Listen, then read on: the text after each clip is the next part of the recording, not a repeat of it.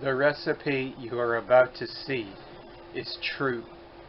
Boil beans till they're soft and then eat them. All the rest of this is because I am a blowhard.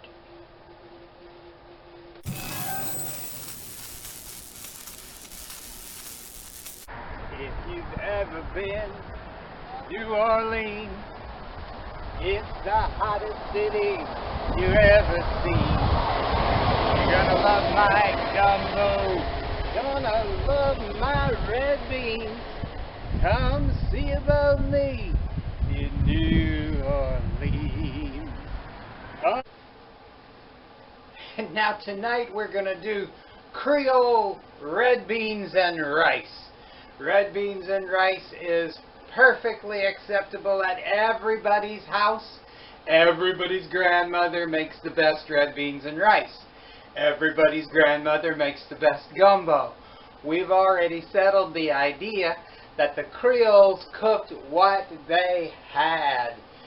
In Louisiana, many of our dishes that are Creole have parallels in West Africa, seen in the Gulf of South Carolina, the West Indies, South America, Mexico, because all of these people at one point were melded into the culinary Creole fabric of Louisiana's history. So for about 2/3 as much bell pepper as I use onion, and I use the same amount of celery as I use bell pepper, we're cooking 2 pounds of red beans tonight, so that's why I'm using extra here.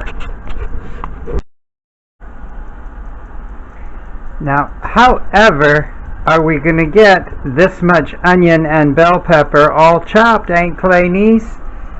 I don't know, Buttons. Perhaps there's an app for that. I know, Aunt Claynice. Let's use part of Laura Doolin's inheritance.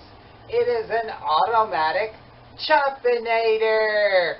A lovely gift from her Aunt Carol. And so that's it, Claynice. Let's just load everything up into the automatic choppinator.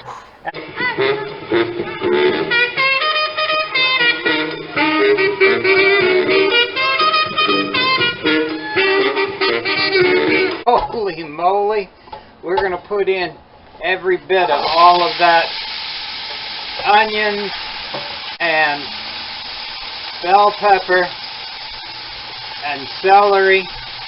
Look, see, some of it I left in the food processor till it was very fine. Some of it I left real coarse. And the reason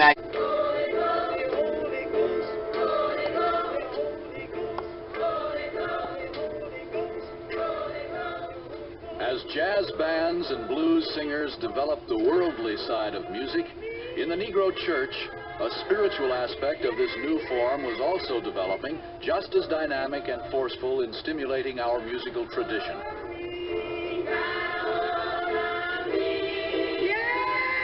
How about some good andouille sausage, Veron's andouille sausage from River Parishes over there by Prairieville, Prudhomme Tasso. We're going to use all of this, about 4 ounces of tasso, maybe more than that, because it's 2 pounds of red beans. This stuff is... How about some pickled pork? Think about what the old Creoles had. They didn't have freezers. You had to smoke it or salt it or pickle it.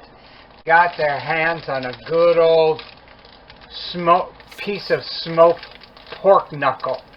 Now we're talking. I like to chop the andouille big enough for everybody to get some andouille on their fork, and so they can see I spent a bunch of money. I spent a bunch of money on that andouille, and they'll appreciate it and know what they got. Together. So from the Mardi Gras Indians, that process of spending months to make a suit that you're only going to wear like once or a couple times, and then making a brand new suit the next year.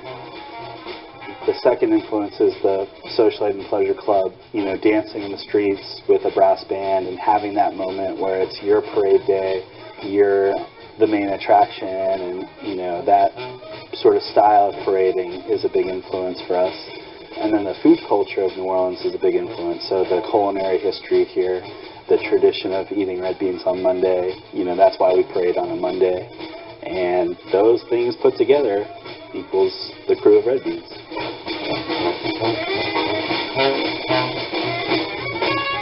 The origin. Put this in this berry pot, all of it, about 2 pounds of beans with about 2 pounds of meat.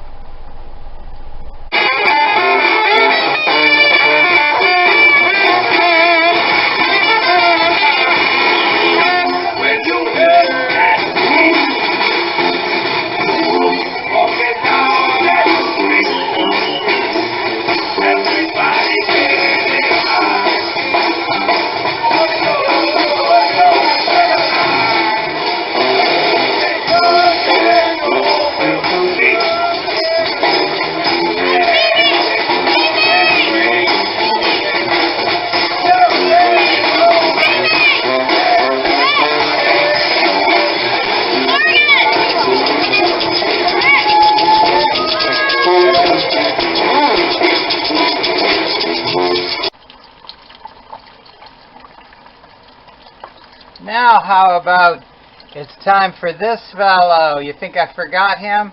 Nope, he's going in right now.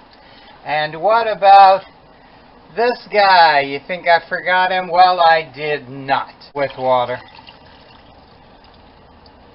There we go. Now for my sister's least favorite. Look at that. That's going to be a pot of beans, pal. I'm not playing with you. Now for my sister's least favorite moment.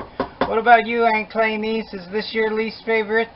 No buttons. I already have my favorite and it's right here. Okay, well, we got that. Her least favorite moment is when I start adding pepper because she panics about how much I'm supposed to add. There's no wrong way to do this. Well, let me start over here. This pepper, this black pepper, hits the front of your tongue, and that's when you bite it and you say, oh, that has pepper in it. Probably going to come back for more pepper in a little while, so I'm just going to put about that much in it. And then this pepper goes to the middle of your tongue, this Tabasco pepper, which is produced only in Avery Island, Louisiana. We're probably going to come back for more. That goes to the middle of your tongue. And then the cayenne pepper. Holy moly. This is the one where you've taken a bite of something and you say, okay, well, that has pepper in it. And then you start to swallow it and this sneaks up on the back of your tongue. By the way, a pinch is about 1/8 of a teaspoon. By the way. So you see, that's not a whole lot. I promise you, you want to go wash your hands right now, because the first time you forget and put that finger in your contact lenses, Claynice, will be the last time you make that mistake. That is it. When it comes to a boil, I turn it down to when it comes to a boil, I turn it down to almost nothing, and then leave it for a couple. Oh baby, don't look so mean. Fix me some beans. A plate like you've never ever seen on Monday night in New Orleans. Oh.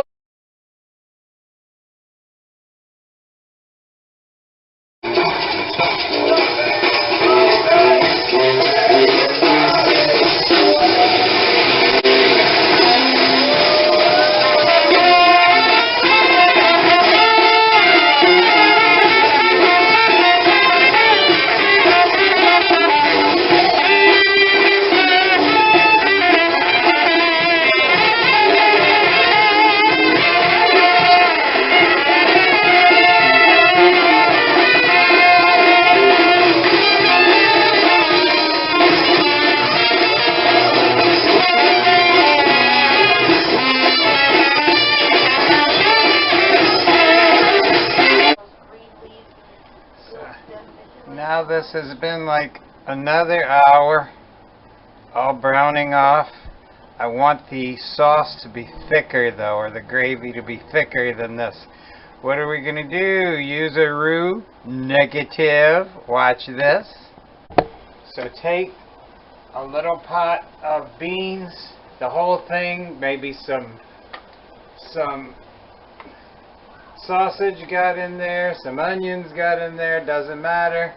Everything that gets in there is going into the chopinator. Alright. Ha ha ha. Chopinate this. Chopinate, chopinate.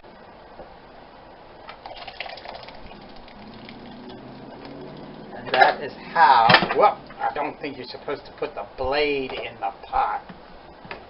That doesn't work. Wait, that was an error. Edit that part out. And that is how the whole thing gets a little bit thickened. So when I stir it, holy macaroni, that has been about 2.5 hours. Come see about me in New Orleans. Come see about me in New Orleans. All aboard!